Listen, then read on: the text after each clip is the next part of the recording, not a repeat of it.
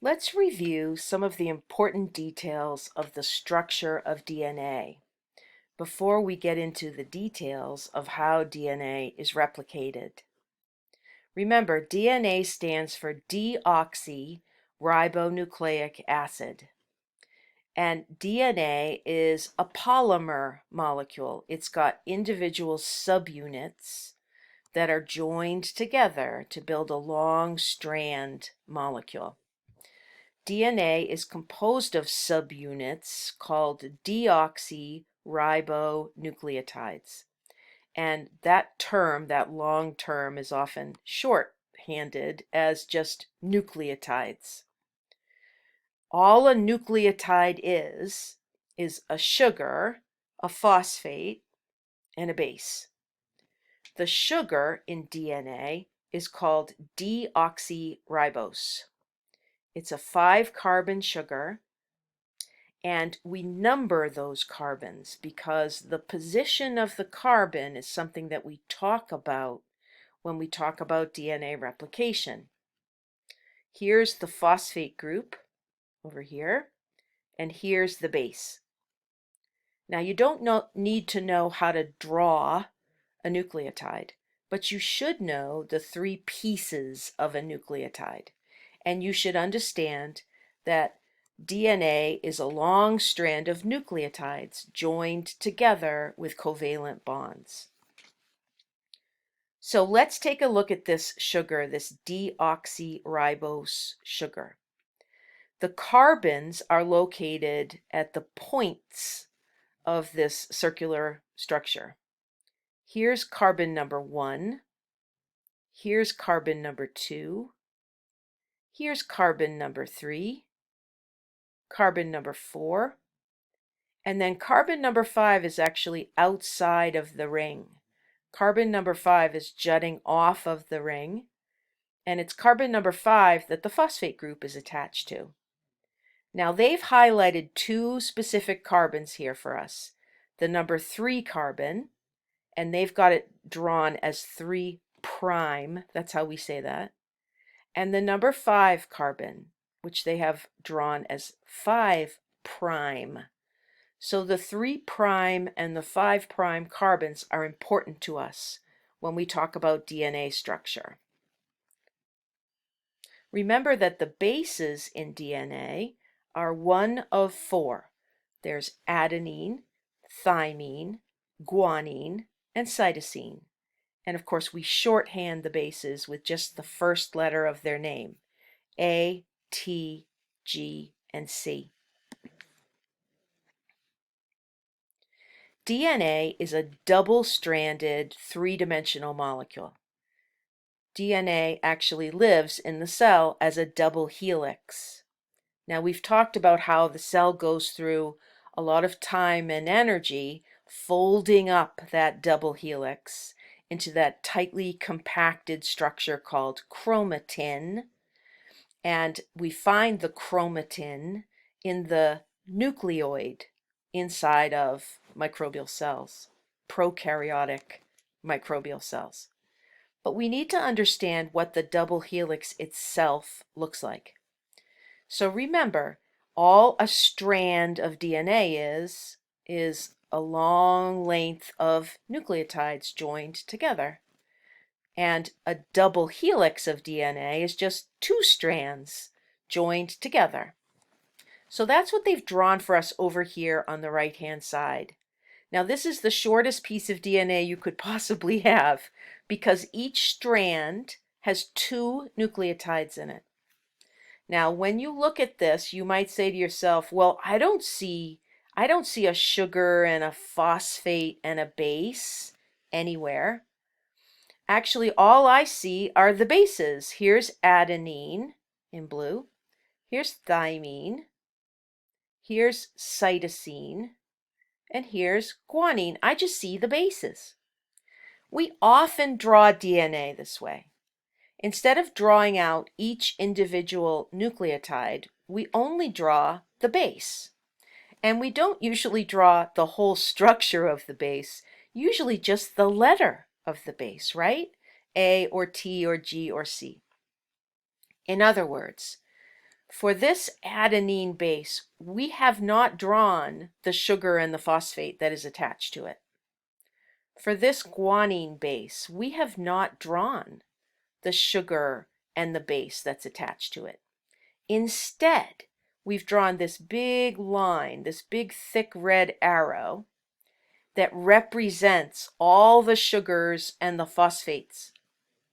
The only thing we're actually looking at is the bases jutting off. This is a really common way that DNA is depicted in drawings. And we refer to the line, the big thick line, as the sugar phosphate backbone. Remember, DNA, a strand of DNA is a long strand of sugar phosphate base, sugar phosphate base, sugar phosphate base. So instead of drawing all that, all the sugars and the phosphates are drawn as a straight line. And all we do is we look at the bases jutting off. All right? So that's the first thing to know. Now the second thing to notice is that this red arrow and this red arrow are pointing in opposite directions. That's important. The two strands of DNA in a double helix of DNA are anti-parallel. They are parallel to each other, but they're oriented in opposite directions. Here's where those 3' and 5' carbons start to become important. Notice on this side, on this strand of DNA, the 5' carbon of this particular subunit is jutting off on this end. And over here, for this subunit, the 3' carbon is jutting off. In other words, the side of the nucleotide here that's exposed is the side where we find the 3' carbon.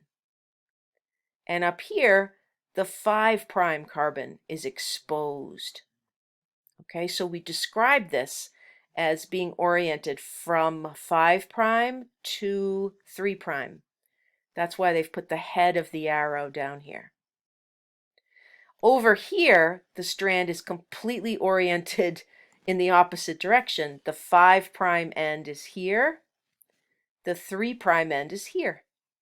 So we call this anti-parallel. And DNA in the double helix form has the strands anti-parallel to each other. That allows the bases to jut out from each strand and meet each other. And the bases are attracted to each other. The G and the C will create hydrogen bonds between them. And they've drawn those as these yellow dotted lines. So there's 1, 2, 3 hydrogen bonds that hold G's and C's together in that complementary binding pattern. Down here, A's and T's will also hydrogen bond together. They only make 2 bonds though. A's and T's are attracted to each other and they will form hydrogen bonds with each other. And that's what holds the 2 strands of DNA together. What's holding each individual strand together are strong covalent bonds. But what's holding the 2 strands together are weak attractions, hydrogen bonds. Remember we said hydrogen bonds form between polar things. And that's exactly what these bases are. They're full of nitrogen. And remember, nitrogen is on the higher end of the electronegativity scale. So, base pairing in DNA is complementary. A's go with T's, G's go with C's. When a microbial cell enters into binary fission, when a bacterial cell or an archaeal cell enters into binary fission, its entire DNA molecule has to be copied. Its old DNA has to be used as a model or a template to make new DNA. Each individual strand of the double helix of DNA is going to get used as a template. All right, so the double-stranded molecule of DNA is going to get separated into two individual strands. And then each one of those strands will serve as a template. And new DNA will be built right on the old DNA using that complementary pattern. If there's an A in the old DNA, we'll put a T in the new DNA. If there's a G in the old DNA, we'll put a C in the new DNA. We describe this type of replication as semi-conservative. DNA is replicated using a semi-conservative model. In other words, the cell doesn't try to copy the double helix as a double helix. The cell instead semi-conserves the old DNA, sort of conserves the old DNA. It splits it into two strands, and then it uses each one of those strands as a template.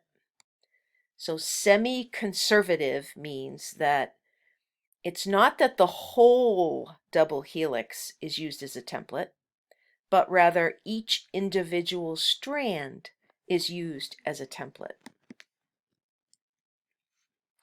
Let's look at the drawing on this slide. Over here we have a double-stranded piece of DNA, and we're going to imagine that the cell needs to copy this because it's going through binary fission. So the first thing that has to happen is the two strands of DNA have to be separated from each other. And this is not impossibly difficult because what's holding the two strands together, as we just said, is hydrogen bonds. And hydrogen bonds are weak attractions. So the cell will separate the bases from each other, and that will separate the two strands of DNA. So if we go over to the right here, here's the top strand. This strand is right here. And the bottom strand, this strand, is right here. So we have two old strands, and we're going to use them as templates to make new strands. And that's what they're showing us. This is the new DNA being built. The cell is simply bringing in individual nucleotides so that they will complementary bind with the old strand of DNA, one at a time. Same thing's happening down here. Now that will continue all the way along the length of each strand of DNA. All the way along the old strand, the cell will build a new strand using the old strand as a template. So if there's an A in the old strand, there'll be a T in the new strand, and so on and so on. At the end of this process, we now have two molecules of DNA, not one. Each molecule has an old strand in it and a new strand in it. This is semi-conservative DNA replication, and this is the way all DNA gets replicated, whether it's in a microbial cell or another kind of cell.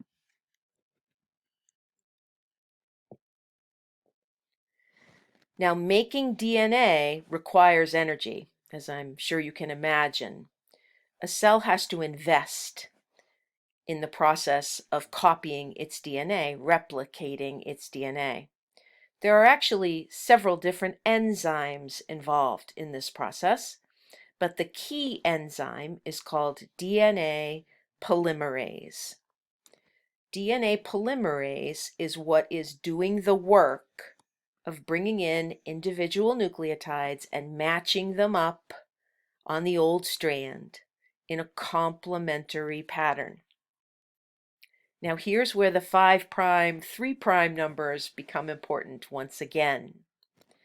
This enzyme, DNA polymerase, can only add new bases onto the new molecule of DNA in one direction. In other words, the DNA polymerase enzyme can only add new bases onto the 3' carbon end of the molecule, of the strand. So we say that DNA is made in the 5' to 3' direction. In other words, the enzyme cannot come in and add a new base onto the 5' end. It can only add new bases onto the 3' end. That 3' carbon is where a new nucleotide will get added, a new covalent bond will be built, and the new DNA strand gets a little bit longer. 5' to 3'. Now take a look at the drawing on this slide. This drawing has a lot of detail in it. You'll notice that they didn't draw a sugar phosphate backbone line in this drawing. They drew the entire nucleotide. So again, this is a pretty short double-stranded molecule of DNA. Here's one strand, and here's the other strand. This strand over here on the right is the old strand, the template strand. And this strand on the left is the new strand that's being built. Okay? Now, obviously this strand is oriented upside down, but you can still see what's in it. Here's a nucleotide right here. A sugar in orange, a phosphate group in yellow, and a base. This one is C for cytosine. Now the next nucleotide is right here. Here's the sugar. Here's the phosphate group. Here's the base. It happens to be a T.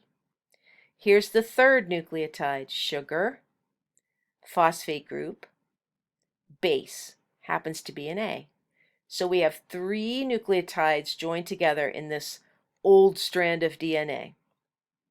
Now, on the other side, the nucleotides are not upside down, they're right side up.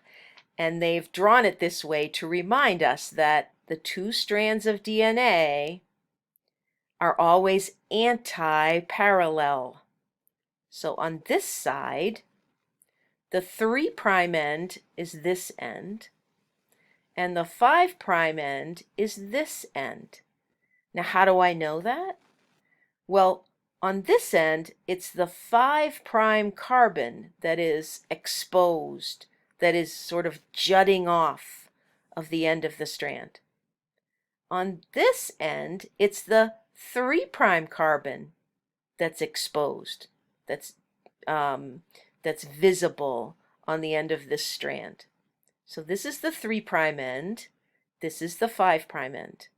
So over here, the new strand that's being built has to be anti-parallel to that. So since the 3' end of the old strand is here, the 5' end of the new strand will be here. Here's the sugar, here's the phosphate group, here's that 5' carbon, and here's the base. It's a T. And it's a T because it got matched up in a complementary pattern with the A that was in the old strand. Then the enzyme came in and placed this nucleotide. Here's the sugar, here's the phosphate group, here's the base. It's an A because it matches up with the T. Now, they haven't drawn this third one attached yet. They've drawn it the way the enzyme would bring it in, because they want to show us that the enzyme is going to attach this nucleotide. Here's the sugar, here's the phosphate. In fact, there are 3 phosphates drawn here. Don't worry about that detail. That has to do with the enzyme. Don't worry about that.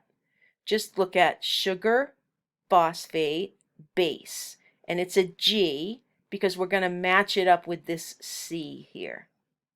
The enzyme is going to bring this nucleotide in, and it's going to build a covalent bond right here with the 3' carbon. It's going to attach this one to the 3' carbon right here.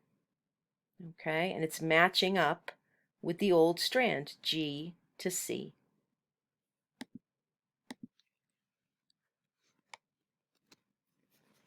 Now, a couple of things to know about DNA replication. DNA replication occurs in both directions from what's called a point of origin. Remember, DNA lives in the cell as a double helix. And then that double helix is wrapped up around proteins to create the nucleoid. When it comes time for the cell to go through binary fission, when it comes time for it to copy its DNA molecule, it has to unwind all of that DNA to the double helix state again, and then it's going to have to separate the two strands so that each strand can serve as a template.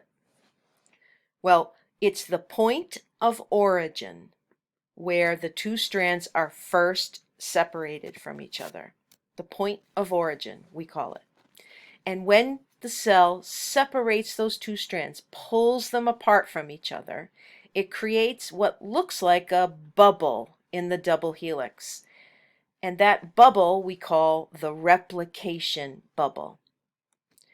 As that replication bubble gets larger and larger and larger, in other words, as we keep separating the two old strands from each other, it's going to get larger and larger in both directions. And I'll show you a picture of this in a minute. DNA synthesis is going to occur on both of those old strands in two directions. And that's going to allow that circular chromosome of DNA double helix to get copied. Starting from the point of origin all the way around the circle, we're going to copy both strands of DNA. Now here's a little wrinkle in the process. The enzyme that does DNA replication, DNA polymerase, remember, it needs a place to put the first base. It needs a place to put the very first nucleotide. And remember, it's looking for a 3' carbon. It's looking for a 3' carbon to make that first bond, to put that first nucleotide down. So the cell has to prime the old strand of DNA by putting a little short stretch of RNA on first. Now I know this is bizarre, but this is how a cell, a living cell, begins DNA replication. It separates the two old strands, and then it places a little short piece of RNA onto the old DNA called an RNA primer. And the reason it does that is because there will be a 3' carbon on the end of that primer, and the enzyme can come in and add its first DNA nucleotide onto that 3' carbon. Now, obviously, if you left those RNA primers there, you'd have a problem because the new DNA strand would have RNA in it, and that wouldn't work. So once DNA replication is completed, the cell will come in and remove the RNA primers and replace them with DNA. Down here at the bottom of the slide, you're looking at an electron microscope image of a molecule of DNA, a double-stranded double helix of DNA inside a microbial cell. So we are under an electron microscope here, very, very high magnification. I like this picture because it shows you a replication bubble. So you have to imagine that a minute ago this was just a string, a double helix string of DNA. Now it's time to copy the DNA. So that cell has split the two strands in this area. And it creates what you can see as this bubble. There was a point of origin, probably right about here, where the two strands were first separated. And then the separation enlarged. It got bigger and bigger to create this bubble. As we keep unwinding the two strands of DNA, the bubble's going to get bigger in this direction and in this direction. As we keep widening this bubble, in other words, as we keep unwinding the double helix into two individual strands, it's going to enlarge over here. We're going to separate strands over here, and we're going to separate strands over here.